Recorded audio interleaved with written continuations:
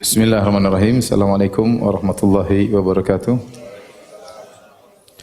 Alhamdulillahi ala ihsanih wa syukru lahu ala taufiqihi wa amtinanih wa asyhadu an la ilaha illallah wahdahu la syarika lahu ta'ziman li sya'nih wa asyhadu anna Muhammadan abduhu wa rasuluhu da'ila ridwanih. Allahumma salli alaihi wa ala alihi wa ashabihi wa ikhwanih. Hadirin dan hadirat yang dirahmati Allah Subhanahu wa taala. Bapak-bapak dan ibu-ibu yang dimuliakan oleh Allah Subhanahu wa taala. Pada kesempatan kali ini kita akan bahas tentang keluarga sakinah ya. Karena as-sukun atau sakinah dalam keluarga dituntut dalam syariat. Sebagaimana ayat yang sering kita dengar, wa min ayatihi an khalaqalakum min anfusikum azwajan litaskunu ilaiha. Dan di antara tanda-tanda kebesaran Allah Subhanahu wa taala, maka Allah Subhanahu wa taala menjadikan istri-istri bagi kalian litaskunu ilaiha, agar kalian merasa tentram dengan istri-istri kalian. Jadi as-sakinah, mawaddah dan rahmah itu dituntut dalam membangun sebuah keluarga. Rumah tangga jika di dalamnya berisi sakinah, kemudian mawaddah, rasa cinta dan rahmat, kasih sayang, maka itu adalah surga dunia, Tetapi kalau ternyata kehidupan rumah tangga jauh dari sakinah, tidak ada ketentraman, tidak ada ketenangan, tidak ada rahmat, tidak ada cinta kasih antara suami dan istri, maka ini adalah, kalau boleh saya katakan, neraka dunia ya. Penderitaan bagi seorang istri yang berkepanjangan dan penderitaan yang berkepanjangan bagi seorang suami. Maka kalau kita ingin bahagia, kita harus berjuang ya untuk bisa mewujudkan sakinah dalam kehidupan rumah tangga kita. Ayat-ayat dalam Al-Quran tentang sakinah banyak, sampai para ulama menyebutkan ada sekitar 8 ayat tentang sakinah. Allah turunkan dalam Al-Quran dan semuanya menunjukkan bahwasanya sakinah itu, ketentraman, ketenangan itu dari Allah Subhanahu wa taala. Seperti firman Allah Subhanahu wa taala, "Huwallazi anzala as-sakinata fi qulubil mu'minin liyazdadu imanan ma imanihim." Dialah Allah Subhanahu wa taala yang telah menurunkan ketenangan, sakinah terhadap orang-orang beriman agar bertambah keimanan mereka. Dalam ayat yang lain, fa anzalallahu sakinatahu ala rasulihi wa alal mu'minin. Maka Allah turunkan sakinah, ketentraman, ketenangan terhadap rasulnya, yaitu Muhammad sallallahu alaihi wasallam, dan kepada orang-orang beriman. Demikian juga seperti firman Allah Subhanahu wa taala, laqad radiyallahu 'anil mu'minin idh yubayyi'unaka tahta asy-syajarah fa'alima ma fi qulubihim fa anzala as-sakinata 'alaihim. Sungguh Allah telah ridha kepada para sahabat yang membaiat Nabi di bawah sebuah pohon. Allah mengetahui keikhlasan hati mereka, fa anzala sakinata 'alaihim wa athabahum fathan qariba. Maka Allah turunkan sakinah kepada hati-hati mereka. Jadi ini semua dalil bahwasanya sakinah itu dari Allah Subhanahu wa taala. Ketentraman, ketenangan dalam rumah tangga itu pun dari Allah Subhanahu wa taala. Maka cara pertama agar kita bisa meraih ketentraman dalam kehidupan rumah tangga, tidak ada cara lain kecuali dengan bertakwa kepada Allah Subhanahu wa taala. Oleh karenanya, para salaf dahulu, mereka kalau bertemu mereka saling berwasiat untuk bertakwa kepada Allah Subhanahu wa taala, terutama tatkala bersendirian. Tatkala tidak ada orang bersama kita. Apa kata Maqil bin Ubaidillah Al-Jazari? Beliau berkata, "Kanatil ulama idza iltaqau tawasaw bihadhihi al-kalimat wa idza ghabu kataba biha ba'dhum ila ba'dhin." Dahulu para ulama kalau mereka bertemu, mereka selalu saling mewasiatkan di antara mereka tentang nasihat-nasihat ini. Wa idza ghabu, kalau ternyata mereka tidak bertemu, kataba biha ba'dhum ila ba'd, ternyata mereka tuliskan di antara mereka. Kalau mereka bertemu, mereka saling mengingatkan tentang nasihat ini. Kalau mereka tidak bertemu, maka mereka menulis surat satu dengan yang lainnya. Apa isi nasihat tersebut? Man aslaha sariratahu aslahullahu alaniyatahu.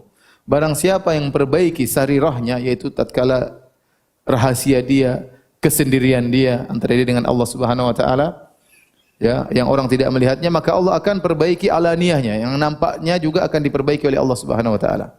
Oleh karenanya kalau ada orang ternyata zahirnya bermasalah, Allah bongkar aib-aibnya, bisa jadi memang sarirahnya bermasalah. Memang hubungan dia dengan Allah tatkala dia bersendirian itu bermasalah, sehingga Allah bongkar sebagian aib-aibnya. Wa man aslaha ma bainahu wa bainallah kafahu Allahu ma bainahu wa bainan nas. Barang siapa yang perbaiki hubungan antara dia dengan Allah Subhanahu wa taala, maka Allah akan mencukupkan memperbaiki hubungan dia dengan hubungan manusia, ya.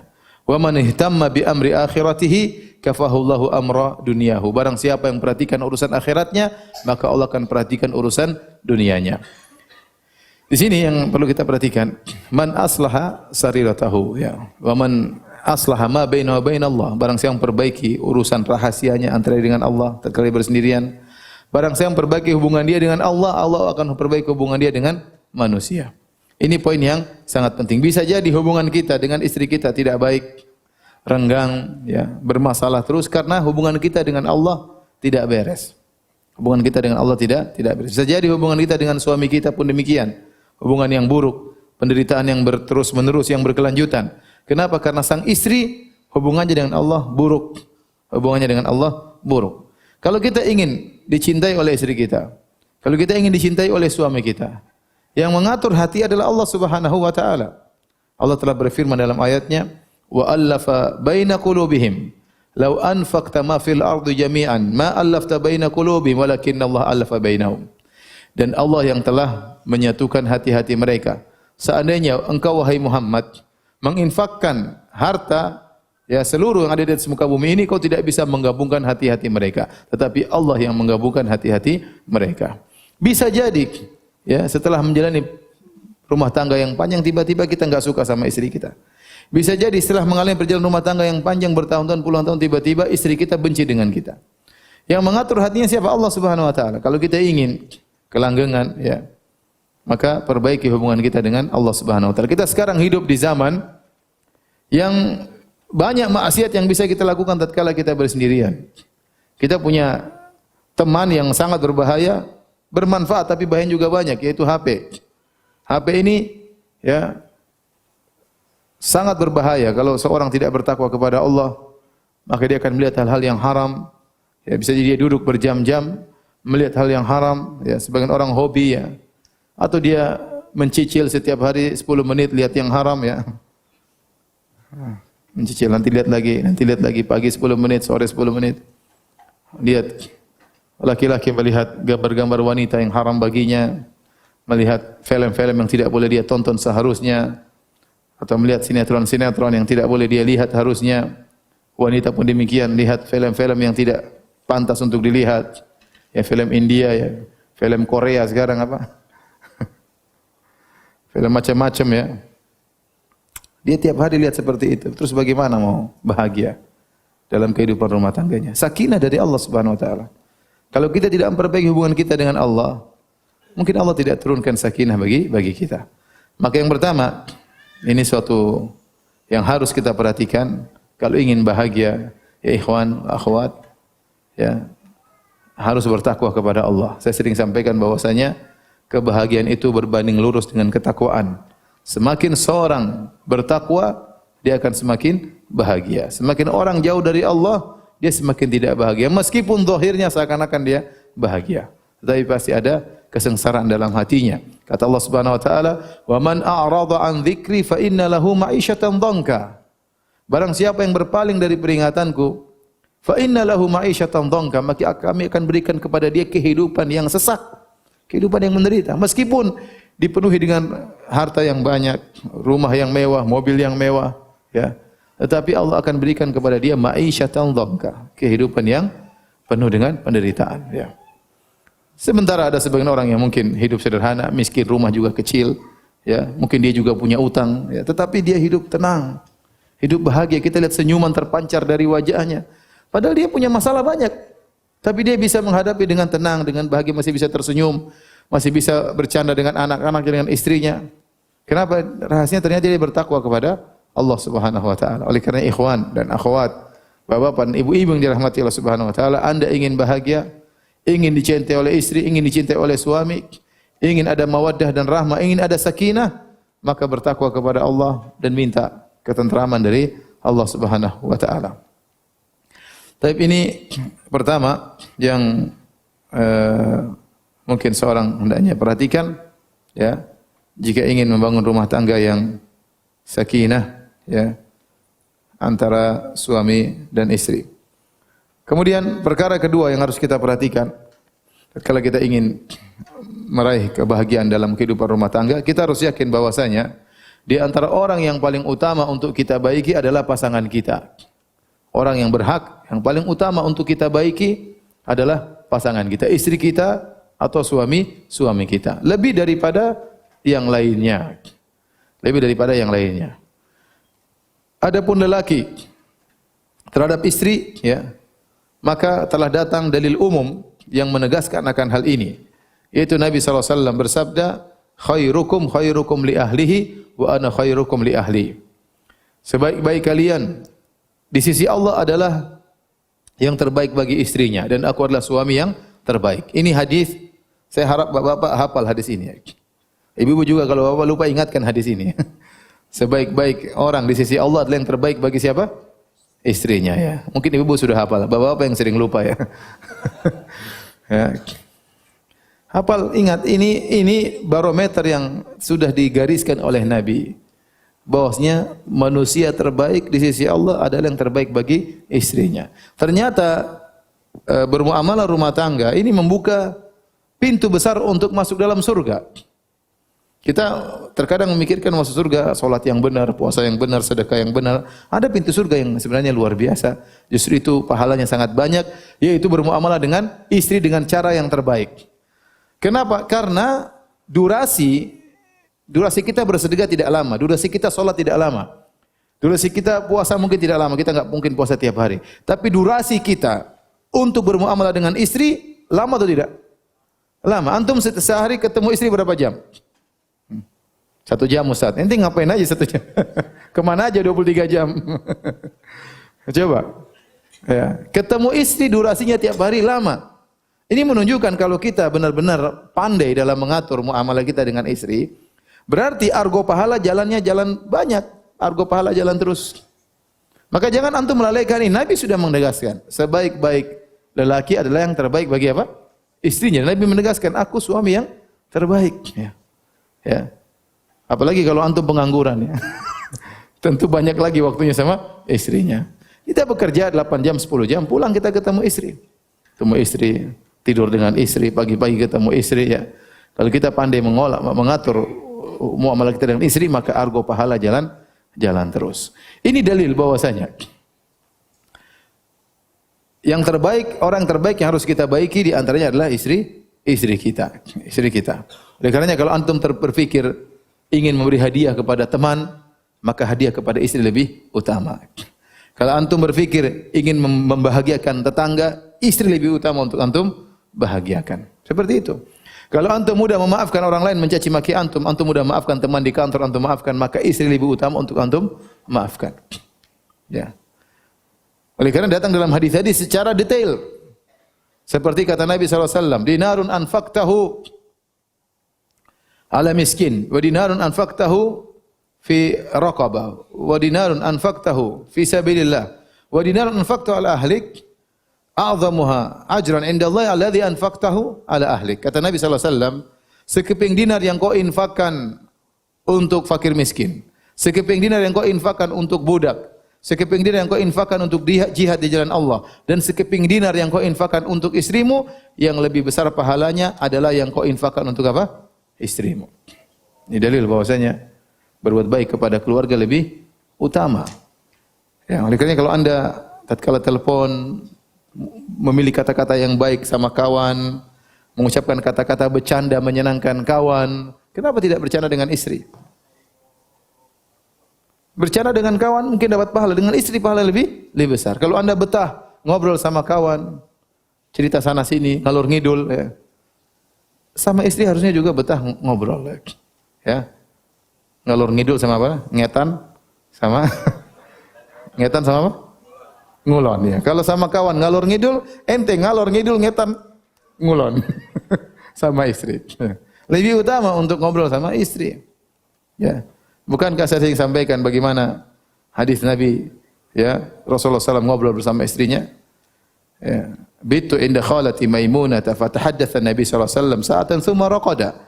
Kata Ibnu Abbas, aku tidur di rumah bibiku Maimunah, aku dengar Nabi ngobrol sama istrinya beberapa waktu lalu beliau tidur. Hadis ini dibawakan oleh Imam Bukhari dalam bab, ya, as-samar fil ilm, bab tentang begadang karena ilmu. Padahal hadisnya tentang obrolan suami istri.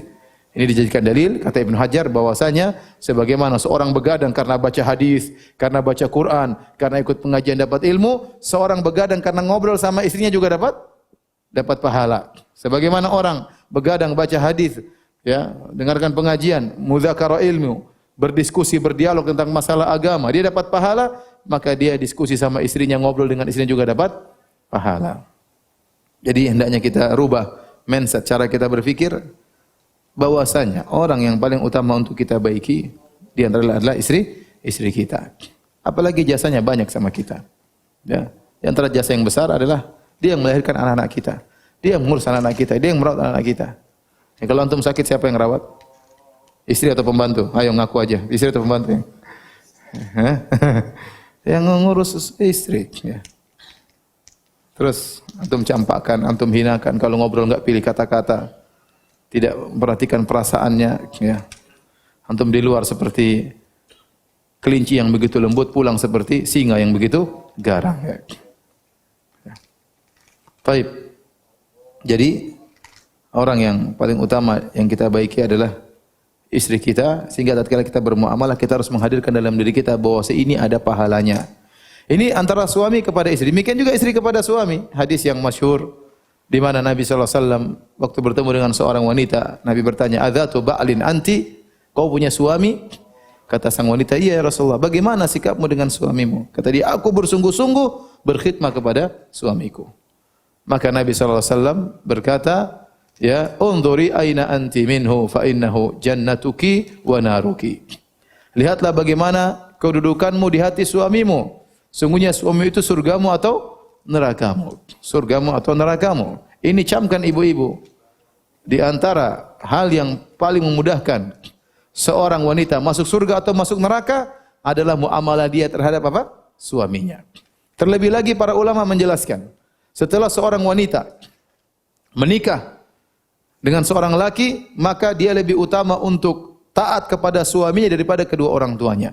Hak suaminya lebih besar daripada hak kedua orang tuanya. Ini dijelaskan oleh para ulama. Bukan ada yang protes, "Ustaz, bagaimana? Ibu yang merawat saya, ibu yang mengandung saya, bapak saya yang cari nafkah, kok setelah menikah bisa berubah? Yang lebih utama adalah suami." Kita bilang ini aturan syariat. Aturan syariat. Syariat memandang bahwasanya kepatuhan istri terhadap suami ini sangat berpengaruh dalam keharmonisan rumah tangga.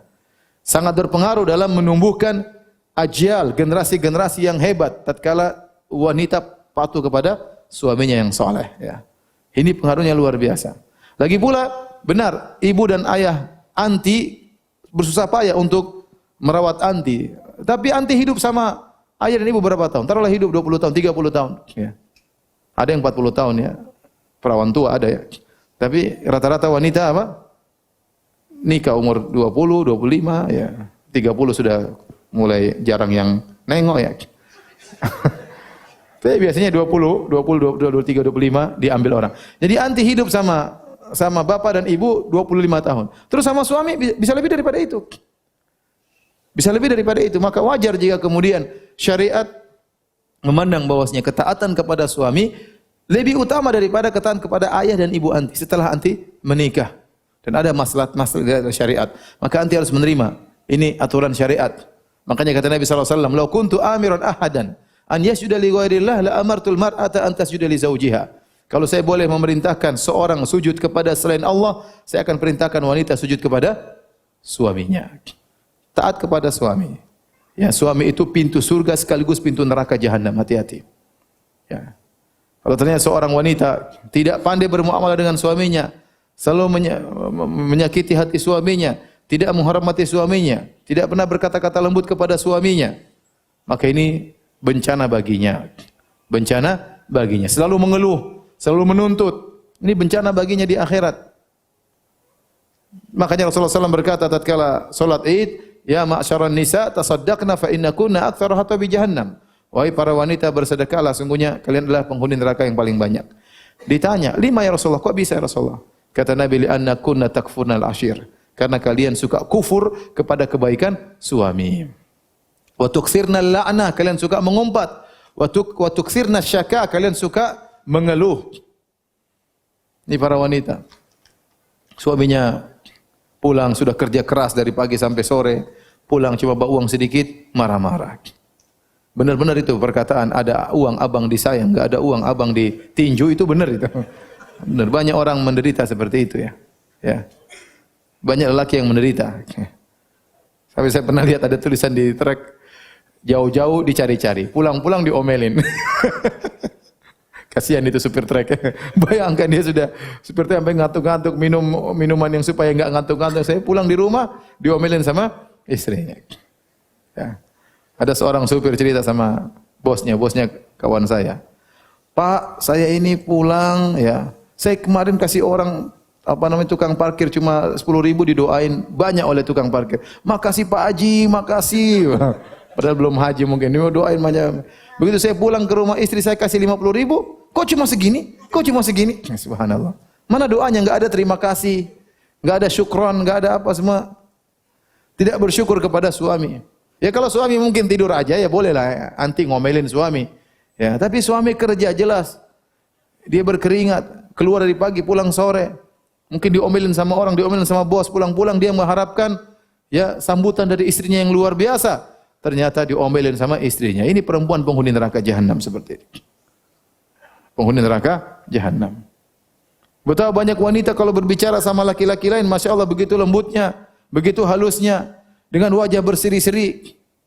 Begitu sama suaminya, perkataannya tidak ada penghormatan sama sekali. Mas, cebokin anak-anak mas. Mas, gorengkan telur. Mas, cuci pakaian, Masya Allah. Masnya dianggap pembantu ya. Nggih. Apalagi masnya sangat sayang kepada istrinya, jadi bulan-bulanan. Jadi sebagian istri kalau suaminya bantu sebagian kesempatan untuk diperintah terus-menerus. Ini tidak diperbolehkan. Kata-kata kasar. Tapi begitu istrinya kalau telepon Grab atau Gojek pesan sesuatu, Gojek iya bisa pesan makan ini mas, ini lembut sekali sama Gojek. Luar biasa. Kalau beli bakso juga dengan penuh kelembutan, mas, baksonya mas, tambahin pentolnya mas ya, sausnya mas ya. Nggak ada bilang mas, baksonya mas, nggak ada. Suaminya dia kasari, tukang bakso dia lembutin. Mungkin suaminya berangan-angan jadi tukang bakso. Oleh karenanya harus kita berubah mindset kita. Orang yang paling utama untuk seorang wanita baik adalah apa? Suaminya. Bagaimana tidak baik? Ini kunci surga dan neraka di suaminya. Ibu-ibu kalau ingin masuk surga, bahagiakan suami. Berusaha untuk melayani suami dengan sebaik-baiknya. Susah Ustaz, berat Ustaz. Itulah cobaan hidup. Sebagaimana suami anti dicoba dengan kerja, diomelin sama orang, keluar pagi, pulang malam, berjalan dengan, apalagi naik motor dengan asap kendaraan yang luar biasa. Ngantuk-ngantuk ditahan. Ya. Sampai terkadang sholat ditunda-tunda. Sampai lembur-lembur segala, subhanallah. Bulan Ramadan lembur, coba. Dia berjuang, itu ujian hidupnya. Anti juga punya ujian hidup. Bagaimana melayani suami, bagaimana menyenangkan suami, bagaimana mengurus anak-anak. Kalau ingin sakinah, maka harus dalam benak anti bahwasanya suami adalah orang yang paling utama untuk saya baiki. Orang yang paling utama untuk saya lembuti. Orang yang paling utama untuk saya pilih kata-kata tatkala bertutur kata dengannya. Orang yang paling utama kalau dia aja ngobrol saya harus segera memperhatikan. Karena musibah kalau seorang wanita sudah pegang HP-nya, suaminya panggil, "Sayang." Sudah HP terus. Lihat gini. Gambar apa? Sepatu bagus. Repot. Gambar tas semuanya, apalagi sekarang online semua, mumpung belum ada pajak ya. Online semua dilihat. Padahal dia enggak punya duit. Suami juga enggak punya duit ya. Karenanya orang yang paling utama untuk kita baiki adalah pasangan kita. Kemudian di antara hal yang harus kita perhatikan agar kita bisa menemukan kehidupan rumah tangga yang penuh dengan sakinah. Ini sering disampaikan tapi tidak mengapa kita saling mengingatkan. Terkadang kita lupakan. Ingat bahwasanya tidak ada yang sempurna di dunia ini. Allah menyimpan kesempurnaan hanya untuk di surga. Semua hal tidak ada yang sempurna. Mobil enggak ada yang sempurna, rumah enggak ada yang sempurna, ustadz enggak ada yang sempurna, ya. Istri enggak ada yang sempurna, suami enggak ada yang sempurna. Tidak ada yang sempurna, makanan tidak ada yang sempurna, minuman tidak ada yang sempurna. Kesempurnaan cuma ada di akhirat. Allah sengaja menjadikan hal-hal ini tidak sempurna agar seorang merindukan apa? Kesempurnaan, ya. Maka kalau kita tahu tidak ada yang sempurna, nikmatilah sesuatu yang tidak sempurna tersebut. Kalau kita berharap kesempurnaan, kita tidak akan pernah bahagia, kita tidak akan pernah sakinah. Kalau suami kita punya salah, tidak banyak, ya wajar, demikianlah laki-laki. Ya, kalau kita melihat wanita istri kita punya kesalahan, wajar. Dia wanita, manusia. Oleh karena cerita yang saya sering dengar dari Syekh Abdul Razak berulang-ulang, kalau dia sudah berbicara tentang keluarga, dia selalu bercerita tentang Syekh bin Baz rahimahullahu taala. Tatkala ditanya oleh seorang lelaki pemuda yang menceraikan istrinya gara-gara perkara sepele. Gara-gara perkara sepele. Maka Syekh bin Baz berkata, "Hurul 'ain fil jannah." Wahai sang pemuda, kalau kau berharap bidadari, bidadari cuma di mana? Di surga. Ya. Kalau di dunia tidak ada bidadari, ya bidadari di Sukabumi, bidadari dari Makassar, bidadari dari Jawa, ya. Tidak ada yang sempurna cuma di surga kelak. Pasti ada kekurangannya. Dengan demikian, tatkala muncul kesalahan dari istri kita, dari pasangan kita, dari suami kita, maka segera yang pertama kita lakukan, kita ingat kebaikan-kebaikannya. Kita benamkan kesalahan ini dalam lautan kebaikannya. Istri kita misalnya salah, dan dia pasti punya salah. Kita segera ingat kebaikannya. Dia ibunya anak-anak. Waktu saya sakit, dia yang ngurusin. Waktu saya ngelamar tidak punya duit, dia mau terima saya. Ingat itu semua ya. Ingat semua itu ya. Ya. Ingat kebaikan-kebaikannya. Kalau saya sakit, dia yang pijit ya.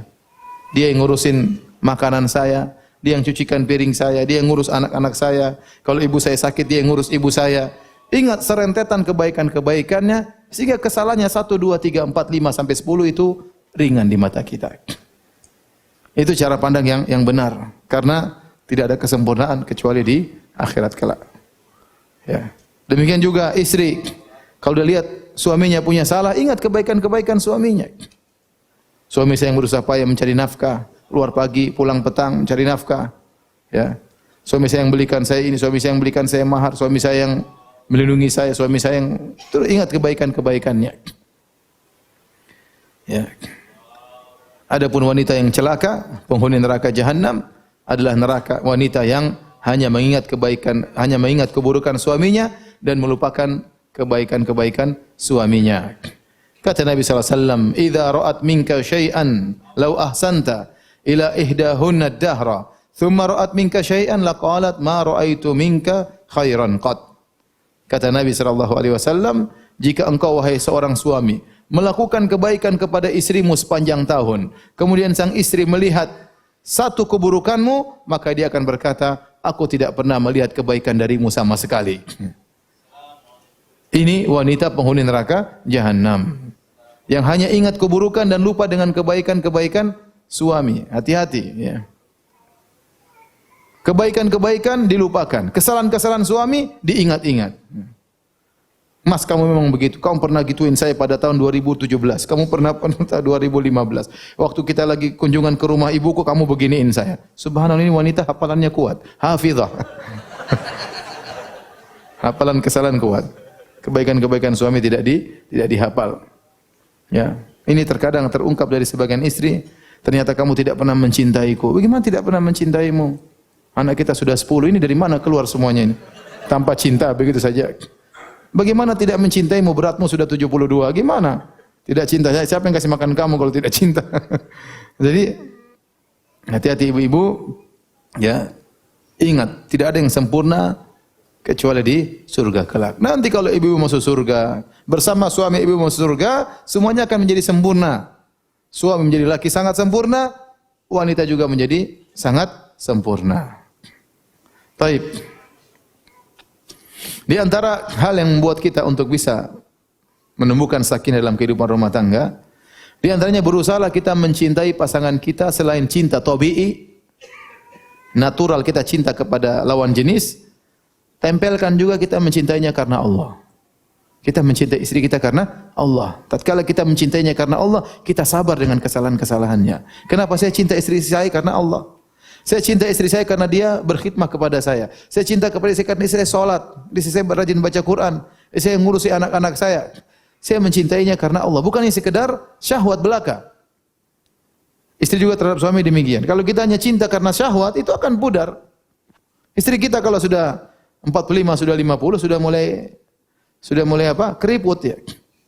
Sudah mulai mau pasang macam-macam kayak mau inilah. Mau pakai apa namanya? Bedak lah macam-macam lah, spidol lah, enggak akan berubah kondisi. Tetap saja keriput. Ya, apalagi sudah 60. Sudah capek mencapai top, tua ompong peot, sudah mau diapain.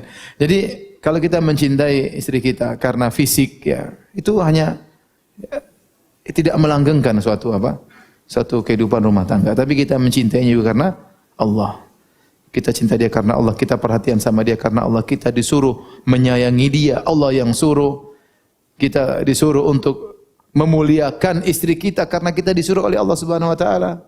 Kita membuat dia merasakan dia nomor satu ya. Itu pun karena Allah Subhanahu wa taala. Istri pun demikian ya. Berusaha mencintai suaminya karena Allah Subhanahu wa taala. Dengan kita membuat pemikiran kita seperti itu, insyaallah kita lebih langgeng tatkala kita menjalani kehidupan rumah tangga. Kemudian di antara hal yang bisa membentuk kehidupan rumah tangga yang sakinah, jauhi buruk sangka. Jauhi buruk sangka ya. Dalam satu hadis riwayat Imam Bukhari membawakan hadis ini dalam satu bab, beliau beri judul bab la yaturku ahlahu lailan idza atala al-ghaibah makhafata an yatakhawanahum aw yaltamisa atharatihim. Kata Imam Al-Bukhari, bab tentang janganlah seorang lelaki pulang malam-malam hari setelah lama dia meninggalkan istrinya. Jadi kalau dia mau pulang siang hari, kalau dia masuk pintu, ketuk pintu, jangan malam hari. Sudah ninggalin istrinya seminggu, 2 minggu. Kalau pulang, jangan malam hari tiba-tiba ketuk pintu. Kenapa? Khawatir dia akan mendapati hal-hal yang tidak dia sukai, atau khawatir dia akan terlihat seakan-akan mencari-cari kesalahan-kesalahan istrinya. Jadi dalam hadis Jabir bin Abdullah radhiyallahu anhu beliau berkata, "Kana Nabi sallallahu alaihi wasallam yakrahu an ya'tiya ar-rajulu ahlahu turuqan." Adalah Nabi sallallahu alaihi wasallam tidak suka seorang laki mendatangi istrinya di malam hari. Artinya pulang dari safar kemudian mengetuk pintu rumah di malam hari. Dalam riwayat yang lain kata Nabi sallallahu alaihi wasallam hatta ya tamtasita al-mughiba wa tastahidda al-mughiba.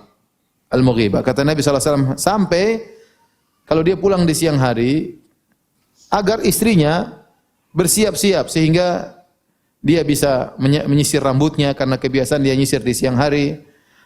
Atau mohon maaf dia bisa mencukur bulu kemaluannya untuk menyambut kedatangan apa? Suami. Tapi kalau dia datang dadakan malam hari istrinya tidak siap-siap. Dalam riwayat yang lain disebutkan oleh Al-Hafidz Ibnu Hajar rahimahullahu taala kata Nabi sallallahu alaihi wasallam la taliju 'alal mughibat fa inna syaitana yajri min bani adam majra dam. Janganlah seorang datang tiba-tiba di malam hari mengutuk pintu masuk bertemu dengan istri yang sudah lama dia tinggalkan. Kenapa? Bisa jadi timbul suudzon. Kata Nabi, fa inna syaitana yajri min bani adam majra dam. Karena syaitan masuk mengalir dalam tubuh manusia sebagaimana aliran darah. Kenapa kalau dia pulang malam tiba-tiba istrinya semerawut, timbul ini istri saya kok begini atau dia dapati mungkin kondisi yang tidak menyenangkan, timbullah suudzon. Maka Al-Hafidz Ibnu Hajar tatkala membahas hadis ini dia memberi faedah wa fihi at-tahridu ala tarki ta'arrud lima yujibu su'adzan bil muslim. Hadis ini menunjukkan seorang hendaknya meninggalkan perkara-perkara yang bisa membuat seorang berburuk sangka kepada seorang muslim yang lain. Maka Nabi melarang seorang lelaki pulang di malam hari tiba-tiba, khawatir dia mendapati kondisi yang tidak menyenangkan, akhirnya dia buruk sangka sama istrinya. Ini dalil bahwasanya kehidupan rumah tangga jangan dibangun di atas apa? Buruk sangka. Barang siapa yang kehidupan rumah tangganya dibangun di atas buruk sangka kepada pasangannya, maka mereka menderita. Bayangkan kalau seorang istri tiba-tiba jadi detektif. Ya, suaminya pulang, terlambat sedikit, Mas. Kenapa pulang? Terlambat 10 menit. Kenapa, Mas? Diberhentikan depan pintu. Detektif, diinterogasi. Seperti ini apa enak hidup seperti ini? Punya istri seperti ini, detektif. Nanti suaminya ditelepon, enggak angkat-angkat lagi bicara. Mas, lama sekali bicara sama siapa sih? Coba sama siapa? Apa yang dibicarakan? Detektif. Apa enak punya istri seperti ini? Sangat tidak enak ya. Pulang HP-nya dibuka. Nah, Mas ini apa Mas? Ini kenapa dihapus Mas? Ini Sari siapa ini? Sari. Sari Fudin Mas.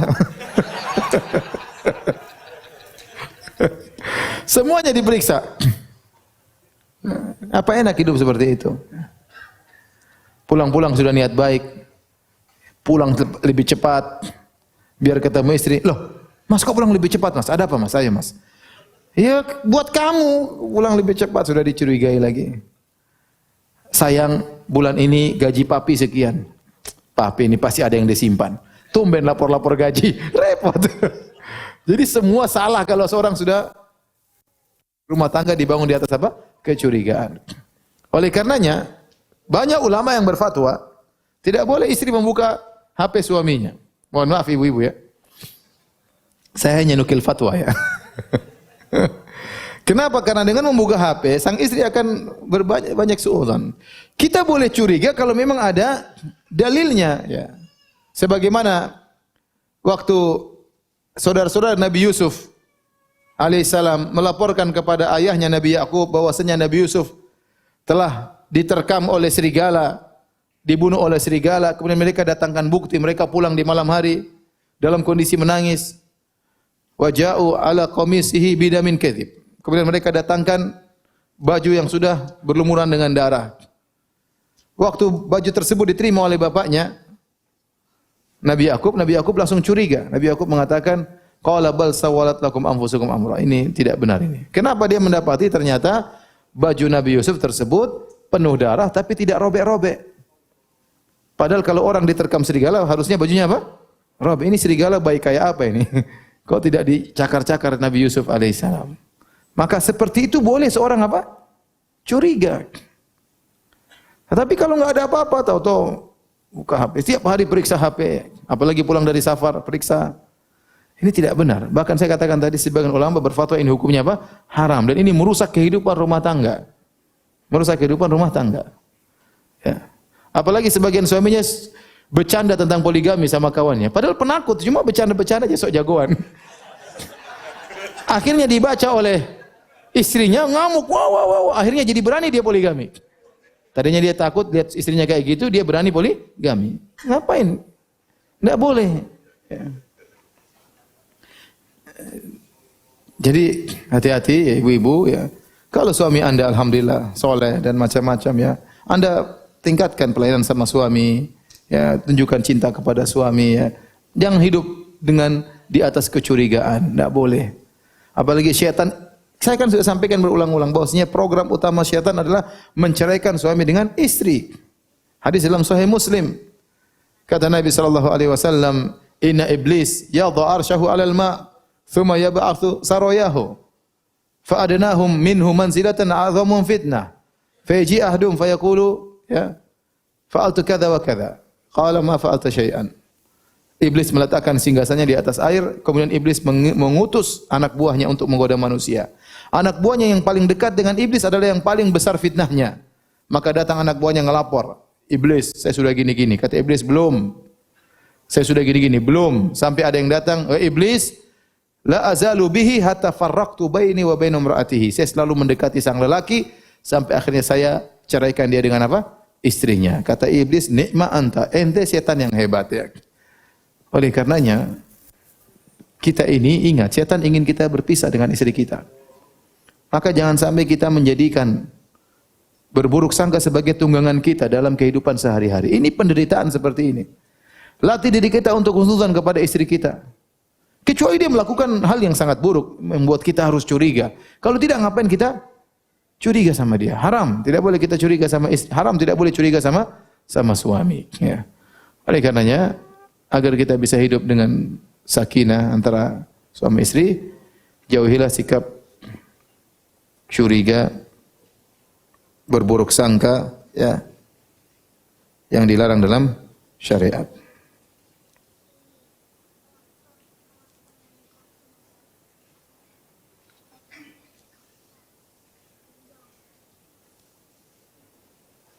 Kemudian di antara hal yang harus dijauhi selain berburuk sangka, dalam kehidupan rumah tangga jauhi metode studi banding, ya. Jangan studi banding, ya. Jangan kita bilang, ya, istriku kenapa kamu enggak seperti istri si fulana? Kenapa kau enggak seperti kakakmu? Kenapa kau enggak seperti adikmu? Kenapa kau enggak seperti ibumu? Istri aja dibandingkan dengan ibunya saja dia tidak suka. Istri dibandingkan dengan kakak adiknya dia tidak suka, apalagi dibandingkan dengan istri orang lain. Sama seorang suami juga tidak ingin dibanding-bandingkan dengan suami orang lain. Ya. Papi, kenapa papi tidak seperti Abu Fulan? Kenapa papi tidak seperti Abu Fulan? Kenapa papi tidak seperti si Fulan? Suaminya marah, udah kamu kawin aja sama si Abu-Abu tadi. Menyakitkan tatkala seorang istri dibandingkan dengan wanita lain, dan menyakitkan bagi seorang suami tatkala dia dibandingkan dengan suami yang lain. Ya, maka seorang jika ingin hidup tenteram, bahagia, kalau melihat kekurangan istrinya, maka dia nasihati istrinya tanpa membandingkan dengan wanita lain. Kalau seorang istri melihat kesalahan pada suaminya, nasihati suaminya tanpa membandingkan dengan suami yang lain. Ya, oleh karenanya di antara kesempurnaan kenikmatan surga, Allah sebutkan, Allah siapkan bidadari yang mereka tidak pernah membandingkan suaminya dengan suami orang lain. Kata Allah Subhanahu wa taala, qasiratut tarfi lam yatamithunna insun qablahum wala jan. Para bidadari yang menundukkan pandangan mereka, mereka tidak pernah melihat kecuali kepada suaminya di surga, tidak pernah melihat laki-laki lain. Bahkan Allah menegaskan, lam yatamithunna insun qablahum wala jan.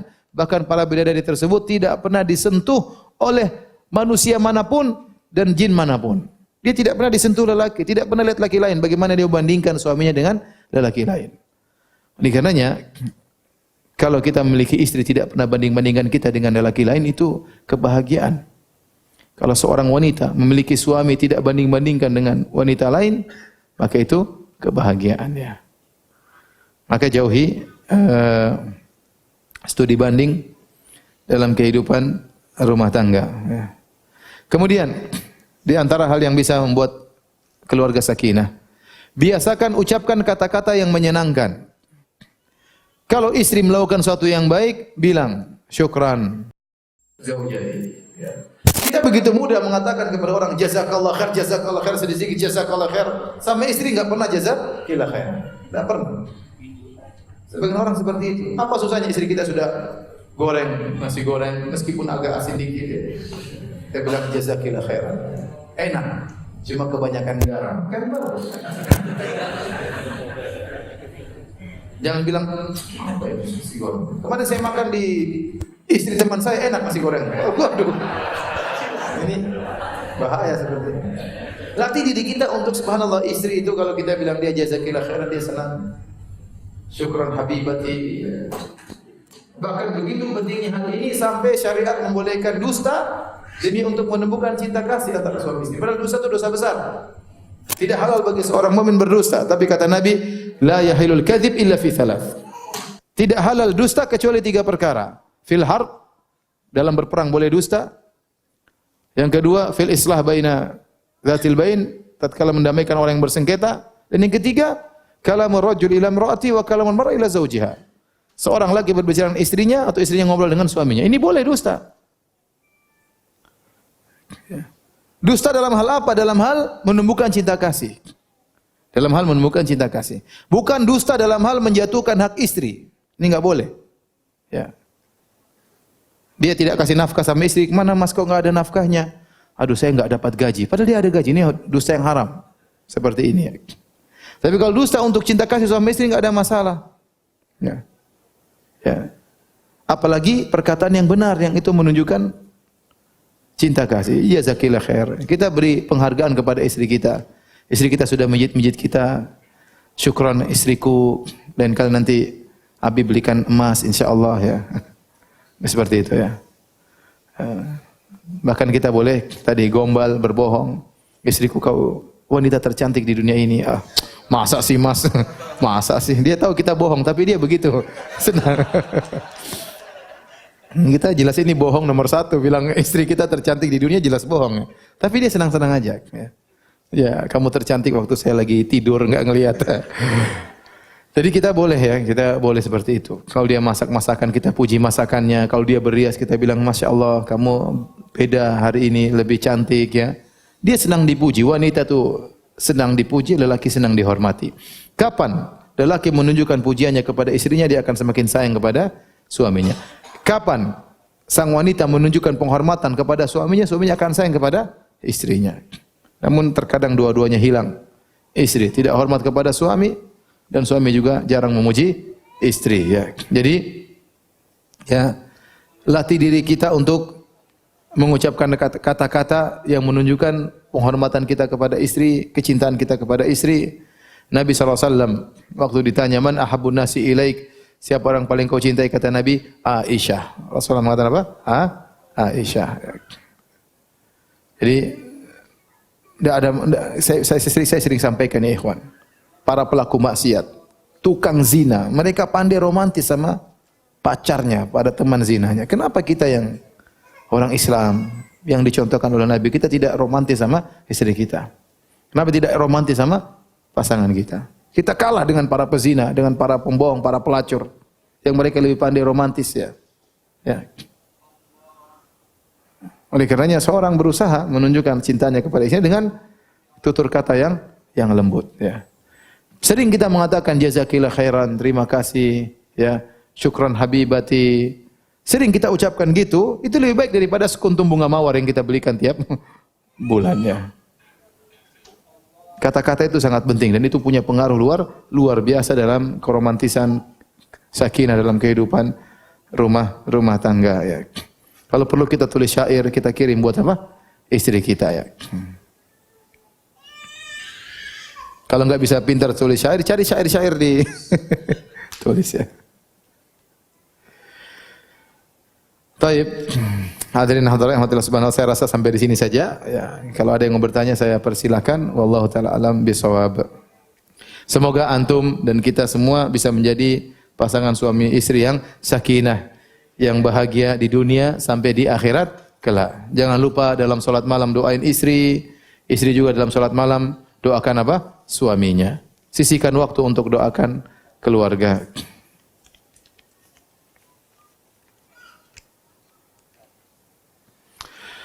Bagaimana sikap seorang istri yang suaminya kembali kepada agama sebelumnya, sebelum mereka menikah? Padahal mereka menikah telah puluhan tahun, selama 20 tahun.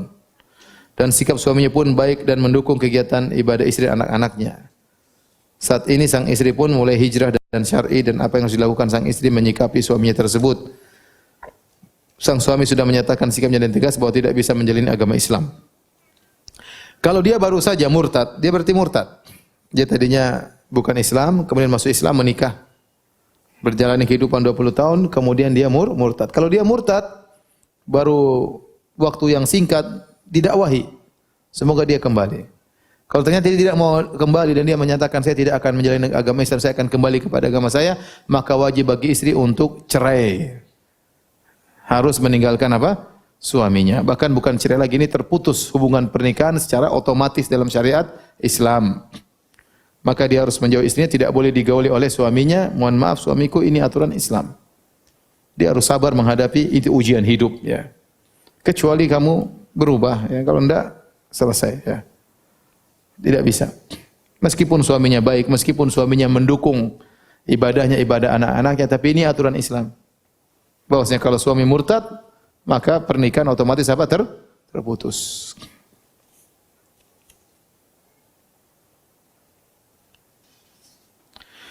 Apakah benar hadis yang menyatakan bahwa kalau seorang suami yang sering membuat istrinya menangis, maka rezeki suaminya akan berkurang? Saya baru dengar hadisnya. Kalau ada mudah-mudahan sahih ya. Tapi saya baru dengar hadisnya. Terkadang ada hadis-hadis yang menyenangkan tapi ternyata apa? Dhaif ya. Seperti ada hadis, barang siapa wanita mana saja yang bersabar kalau suaminya poligami, dia masuk surga Firdaus. Seandainya hadis ini sahih saya akan sebarkan, tapi hadisnya apa? Tidak ada. Repot. Ini sama ya. Yang jelas suami kenapa menyakiti hati istrinya? Saya tidak tahu hadis ini, tetapi kalau secara syariat sangat mungkin. Karena di antara yang menghalangi rezeki adalah dosa-dosa. Kalau suami sering menzalimi istrinya, membuat nangis istrinya tanpa sebab yang benar, menyakiti hati istrinya, maka dia berbuat dosa menzalimi istrinya. Khawatir memang akan terganggu usahanya. Allah alam bisawab, tapi saya baru dengar hadis ini ya. Kalau ada ustadz yang menyampaikan hadis seperti ini, tanyakan ustadz dalam buku mana hadis ini ya. Tanyakan, siapa tahu ada hadisnya. Kalau tidak ada hadisnya, ustadz tersebut akan ditegur bahwa ini hadis yang tidak benar ya. Saya sering berjalan pagi jalan kaki. Saya dengar orang ceramah. Setiap saya dengar dia ceramah, dia nyampein hadis-hadis palsu. Ini hadis dari mana? Ngomong sembarang seenaknya. Ya akhi, ini agama ya akhi. Tidak boleh Anda bicara sembarangan. Kalau ada hadis sebutkan, kalau enggak ada enggak boleh bicara. Nabi bersabda. Kalau kita bilang, mohon maaf, kita bilang Pak Presiden ngomong gini, ternyata benar, enggak benar. Ini kan ngawur. Padahal Presiden tidak ngomong gitu, kemudian kita bikin hoax, kita bilang Presiden ngomong gitu. Enggak benar. Apalagi Nabi SAW. Tapi ada lagi yang bertanya? Langsung boleh ya. Ada lagi? Mungkin dari Anasat. Misalnya nih Ustaz, ada seorang suami istri, terus suaminya poligami gitu Ustaz. Masya Allah. Terus dia dusta, bilang katanya nggak kawin lagi gitu. Nah terus ketahuan nih Ustaz, disuruh cerai. Berarti dia nggak pandai berdusta itu? Nah dia dusta. Nah terus cerai, tapi ternyata nggak diceraikan Ustaz, tapi dibilang sama istrinya udah cerai. Nah ini apa dusta kayak gini diperbolehin gitu? Jadi double dusta Saudara. Nggak, saya bilang orang kalau poligami ya, mungkin boleh awal dia menyembunyikan, tetapi tidak boleh dia sembunyikan selama-lamanya. Dia harus sampaikan. Sunnahnya kalau orang berpoligami tidak menyembunyikan. Sunnahnya demikian. Dia harus, makanya yang poligami harus punya mental ya. Kalau ternyata penakut ya, ngomong besar aja, geledek terus nggak ada hujannya. Guntur kita dengar tiap hari, tapi hujannya nggak pernah turun. Maka saya bilang ikhwan, ini nasihat dari seorang syekh. Orang yang mau poligami ada dua model. Orang yang poligami dua model.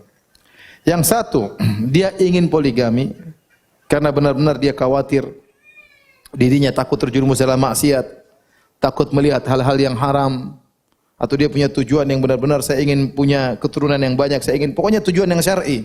Dan dia khawatir dia terjerumus dalam maksiat, maka hendaknya dia poligami dan tidak peduli apa yang terjadi. Paham? Karena menyelamatkan agamanya lebih utama daripada dia memperhatikan perasaan siapapun. Kalau benar-benar dia seperti itu. Kalau tidak poligami dia berzina. Maka hendaknya dia nekat bismillah, poligami apapun terjadi dia hadapi. Tapi model kedua, goyang-goyang. Saya pingin tambah senang aja, tambah ini, tambah masalah. Kalau dia ragu-ragu, modal tidak cukup, ya, tidak berani mengumumkan poligaminya, macam-macam permasalahan, mending dia mundur sejak awal daripada banyak permasalahan. Tuh kan saya sudah bilang apa? Ya, kalau orang sudah takut maksiat, apa ya sudah poligami apa yang terjadi? Tapi kalau ternyata dia, alhamdulillah dengan keluarganya bahagia, cuma dia terprovokasi sama orang, ya bukan karena sesuatu yang benar-benar dari dalam hatinya, maka mending dia tidak usah. Karena akan banyak masalah yang timbul. Saya katakan bahwasanya kalau orang poligami, sunnahnya dia tidak menyembunyikan. Nabi apa poligami diam-diam? Tidak. Bahkan Nabi bikin walimah. Karena di antara sunnahnya menikah ada apa? Walimah. Diumumkan, ada orang tahu. Ya, saya sudah punya istri 2. Saya sudah punya istri 3. Ya. Sehingga yang mau mendaftar ngerti, oh masih ada 1 kosong. Ya. Formulirnya masih 1 kosong, 3 sudah terisi. Tapi kalau poligami diam-diam, akhirnya apa yang terjadi? Terjadi seperti tadi, cekcok. Akhirnya bohong sana, bohong sini, hidup penuh dengan kebohongan. Ya. Bohong istri pertama, bohong istri kedua, anak-anak dibohongin, ya. Dan macam-macam kejadian. Ya. Akhirnya yang jadi masalah tatkala timbul percekcokan. Akhirnya istri pertama benci sama istri yang kedua. Ya. Akhirnya, jangan bilang istri tua, istri baru, jangan. Ya. Banyak yang sensi ya. Bilang istri yang satunya dan istri yang satunya. Dua-duanya istri satu. Akhirnya apa? berkelahi antara istri yang satu istri kedua. Akhirnya perketikan tersebut berlanjut kepada ribut. Jadi itu musibah, kita musibah nanti di alam barzah kalau begitu caranya. Dan bahkan sebagian orang meninggal akhirnya ya dia tidak tahu kalau suaminya punya istri kedua. Akhirnya harta warisnya diambil seluruhnya, tidak diberikan kepada istri yang kedua. Padahal ada anak-anaknya yang punya hak sama dengan anak yang pertama. Jadi itu terjadi, ikhwan. Ini semua karena suaminya bahlul. Tatkala poligami tidak punya jati diri sebagai seorang laki, tidak punya mental, penakut, terus Anda berani poligami, menanggung berbagai macam masalah seperti ini, tidak adil, badan miring dan macam-macam nanti hari kiamat. Maka seorang kalau poligami benar-benar gentle, ya. Kalau dia sembunyikan di awal-awal saja, tapi jangan sembunyikan terus-menerus, ya. Karena problemnya berat, ya. Akhirnya tadi permasalahan timbul dan macam-macamnya. Jadi saya tidak menyarankan berpoligami dengan cara seperti itu, ya. Wallahu alam bisawab. Kalau niat kita semua punya niat. Cuma niatnya besar atau niatnya kecil, terkadang redup, terkadang hilang. Terkadang muncul tiba-tiba.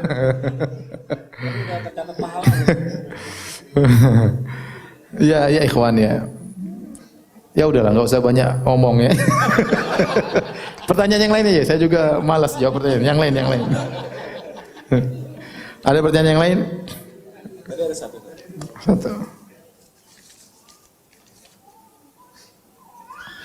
Ustaz, saya mau bertanya, saya wanita berhijab. Jika suami saya menginginkan saya lepas hijab dan dia berkata, saya akan menanggung dosanya. Apa yang harus saya lakukan? Ya tidak bisa. Ya. Kita tidak boleh taat kepada manusia dalam rangka bermaksiat kepada Allah. Ya. Ya, la ta'ata li makhluqin fi ma'siyatil khaliq. Tidak ada ketaatan terhadap makhluk dalam rangka bermaksiat kepada Allah Subhanahu wa taala. Ya, kalau kita taat kepada suami kita, kita berdosa dan suami kita dapat dosa yang double. Dosa dia dan dosa kita juga, dia yang pikul dan dosa kita tetap kita pikul, ya.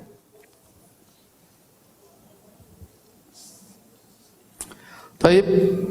Ada lagi yang bertanya? Sudah tidak ada, sampai di sini saja kajian kita. Kurang lebihnya saya mohon maaf. Semoga bapak-bapak dan ibu-ibu menjadi rumah tangga yang sakinah, dikumpulkan di dunia dan di surga oleh Allah Subhanahu wa taala. Subhanakallah bihamdika asyhadu an la ilaha illa anta astaghfiruka wa atubu ilaik. Assalamualaikum warahmatullahi wabarakatuh.